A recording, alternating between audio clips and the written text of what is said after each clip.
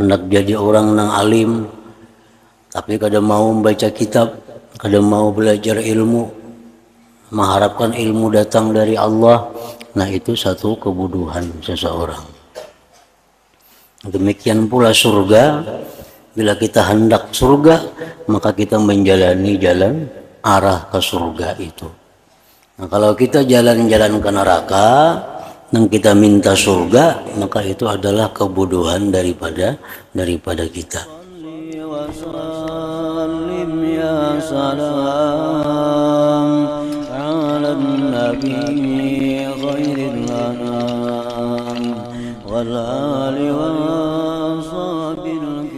Bismillahirrahmanirrahim. Alhamdulillahirabbil alamin.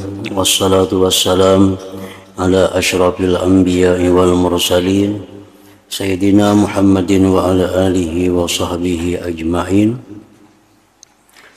Yang ke-39 dari perkataan para ulama as-salihin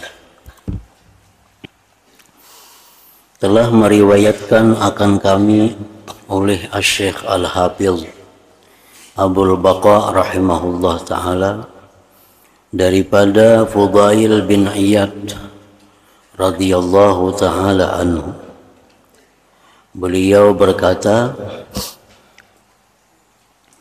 Fudail bin Iyad radhiyallahu ta'ala anhu, beliau berkata, apakah engkau meminta akan Tuhanmu akan surga,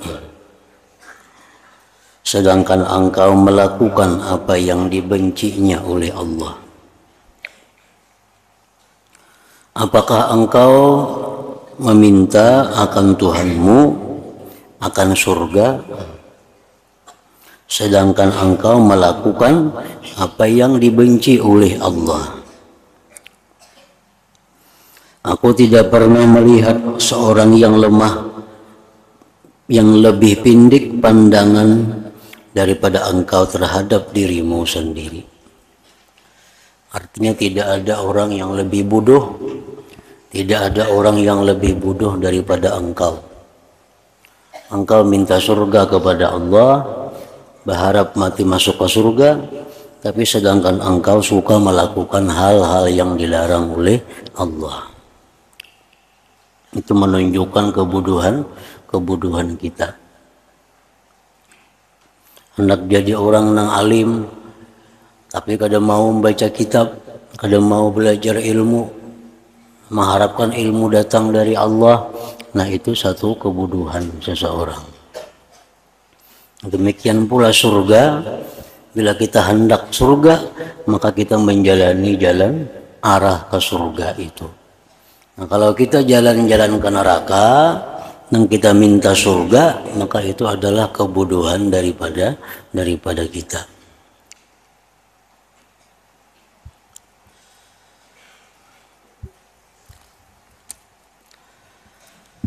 Ke-40 telah meriwayatkan akan kami oleh Asy-Syaikh Al-Hafiz Abul Baqa rahimahullahu ta'ala daripada Sahal bin Abdullah At-Tustari radhiyallahu ta'ala anhu, tidak ada di antara hamba dan Allah satu hijab, dinding yang lebih keras, yang lebih tebal artinya, daripada banyak mengaku. Dan tidak ada jalan yang lebih dekat daripada merendahkan diri kepadanya Allah subhanahu wa ta'ala. Artinya, tidak ada di antara hamba dan Allah satu dinding yang lebih tebal, lebih keras daripada banyak mengaku sugih, mengaku alim, mengaku takwa, mengaku pintar, mengaku bijaksana, mengaku kuat. Artinya pengakuan-pengakuan seperti itu membuat kita terdinding daripada Allah subhanahu wa ta'ala. Terdinding daripada Allah itu artinya, maksudnya adalah kada ingat lawan Allah, Terdinding itu asal katanya terhijab kada melihat. Bila terdinding itu kada melihat lawan yang di sebelah dinding. Nah, orang yang terdinding dengan Allah artinya orang itu banyak lupanya kepada Allah. Banyak kada ingatnya lawan Allah. Walaupun yang dipegangnya adalah kitab Allah. Orang tuh membaca Quran tapi hatinya kada ke Allah. Nah, itu menunjukkan dia terdinding. Orang mengatik tasbih, mengucap subhanallah, subhanallah, subhanallah, tapi hatinya kada ingat lawan Allah. Nah, itu menunjukkan bahwa dia terhijab daripada Allah. Nah, kalau orang yang terbuka dindingnya daripada Allah itu, walaupun dia membaca Quran, walaupun dia membaca buku umum, walaupun dia berada di pasar, dimanapun hatinya ingat kepada Allah. Nah, itu orang yang kada terdinding ngarannya. Kenapa terdinding lawan Allah tadi?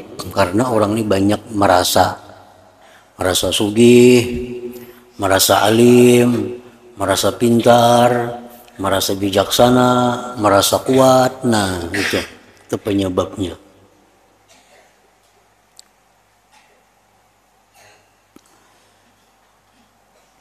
Dan tidak ada jalan yang lebih dekat daripada merendahkan diri kepadanya.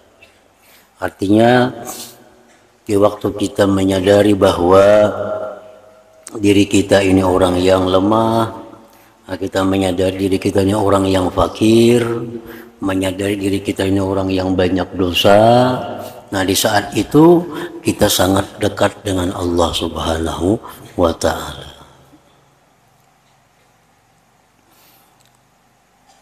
Sebagaimana yang disabdakan oleh Nabi kita, bahwa keadaan seorang hamba yang paling dekat kepada Allah itu waktu dia sujud. Waktu dia sujud. Nah, karena sujud itu meletakkan sesuatu yang paling mulia dalam dirinya di tanah, dahi, muha, diletakkan ke tanah. Itu artinya simbol tanda kehinaan. Tanda bahwa kita ini hina, kita ini lemah, kita ini sangat perlu berhajat, kita ini bodoh. Lalu kita letakkan wajah kita ke tanah sebagai bukti mengagungkan kepada Allah Subhanahu wa Ta'ala. Nah, di saat itu Allah sangat dekat kepada kita. Artinya Allah sangat dekat itu artinya kasih sayang Allah sangat dekat kepada kita. Rahmat Allah sangat dekat kepada kita. Pertolongan Allah sangat dekat kepada kita di waktu kita sujud kepada Allah itu. Jadi selama kita masih merasa kita pintar, nah kita jauh daripada rahmat Allah.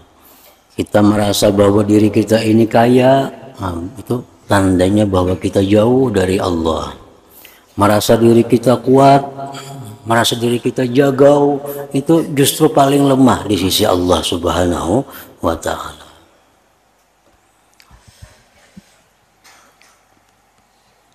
Ke-41 telah berkata Abu Yahya Al-Bakrawi rahimahullahu ta'ala, aku tidak pernah melihat orang yang lebih ibadatnya daripada Syu'bah.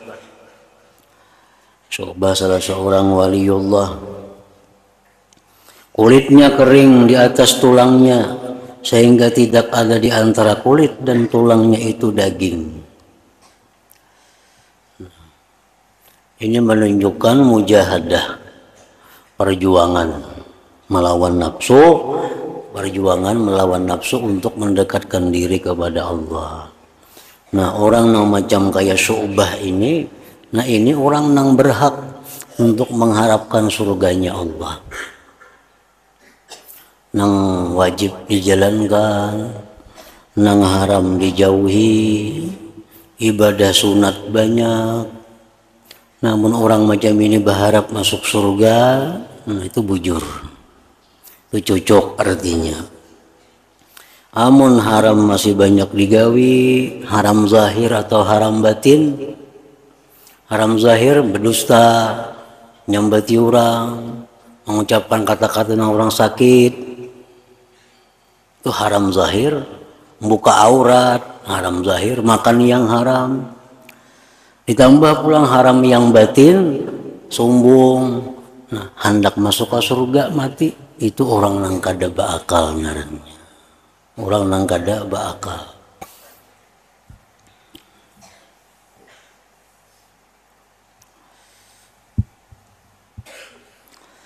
Ke-42 berkata Imam Syafi'i rahimahullah ta'ala, segala kebaikan dunia dan akhirat adalah terhimpun pada 5 perkara.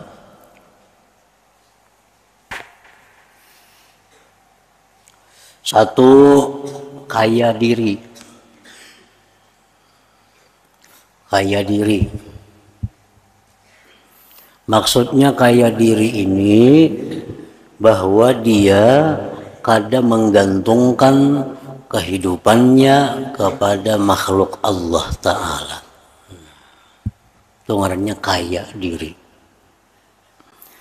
Orang yang kada menggantungkan kehidupannya kepada makhluk, itu ngarannya kaya diri.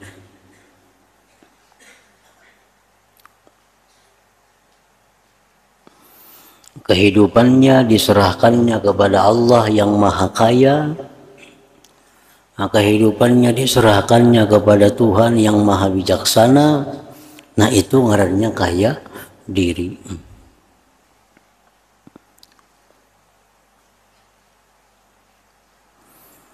Yang kedua, menahan diri daripada sebarang kezaliman. Menahan diri daripada sebarang kezaliman. Baik menzalim orang melalui harta orang diambil.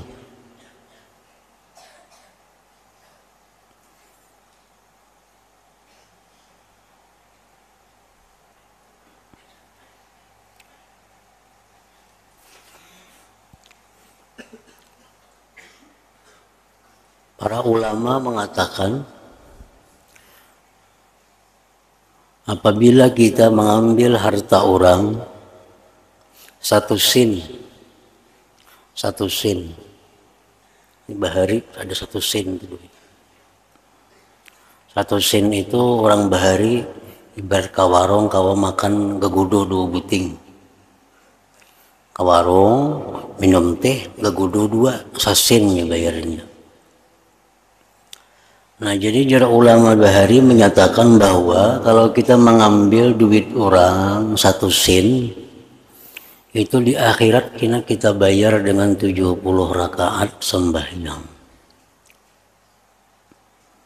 Kita bayar dengan 70 rakaat sembahyang.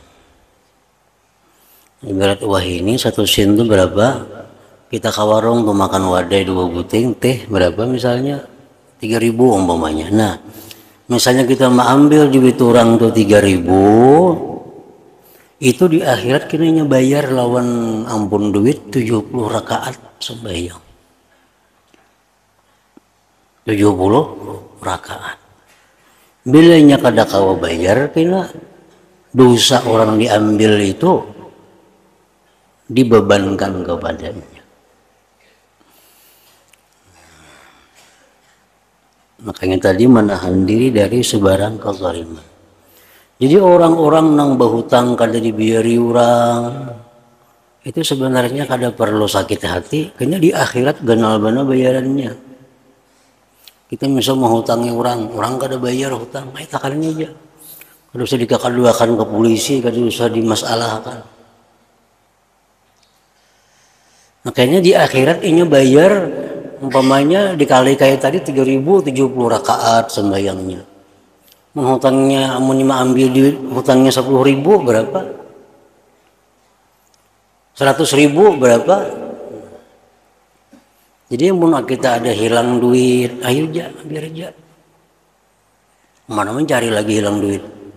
Cuma di akhirat kayaknya kita dapat amal. nyebat amal. Hakun laikam diupah orang 3.000 sembahyang 70 rakaat. 3.000 nah sembahyang kon lah 70 rakaat. 50.000 ada mah ambil 70 rakaat itu. Nah, jadi kita kehilangan duit, ditipu orang, hutang kali diberi orang, itu di akhirat kayaknya kita dapat keuntungan yang luar biasa. Mbak Ama kada banyak dalam dunia, itu barang menambahi. Itu barang nambahinya.